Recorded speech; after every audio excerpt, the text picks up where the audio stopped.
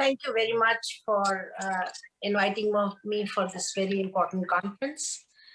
On a very special day, International Women's Day, dear Mrs. Razavi and dear Ms. all friends, I would like to salute your brave struggle and your leadership for, freedom of sisters of Iran, people of Iran. I have been part of your journey for a long time now, and I know that when you all are fighting on the streets, cities, all of you courageously for fundamental change in Iran, and when you say that the regime will change, will really give the kind of equality and freedom that women are looking for, I feel so convinced that finally women will get there in your leadership. Also on this day, to the brave sisters of Iranian resistance, the 1,000 women in Ashraf 3, I want to send my salam, my greetings. I join international personalities behind Mrs. Rajavi to ensure your safety and protection.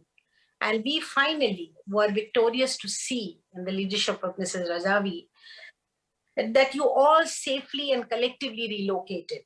I met and visited you finally after the long battle, and now see you more than ever determined to free Iran.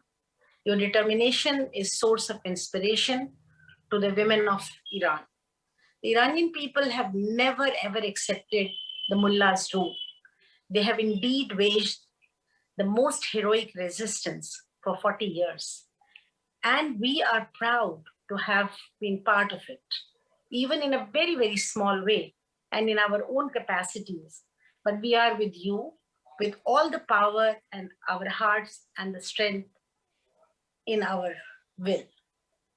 Thousands of women have sacrificed their lives in the struggle against the dictatorship, and you all have narrated some of those painful stories. And today, a new generation of women have entered the fight and are continuing their path.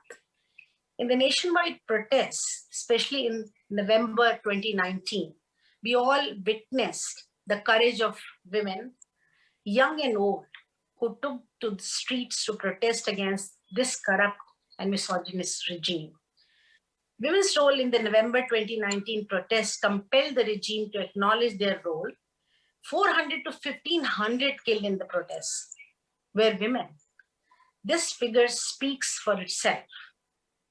Even the regime wrote that Iranian women had a pivotal role in leading the protests and that their role was remarkable. Iranian prisons are packed with political prisoners today who are suffering under intolerable conditions, and we keep getting all those reports in our part of the world.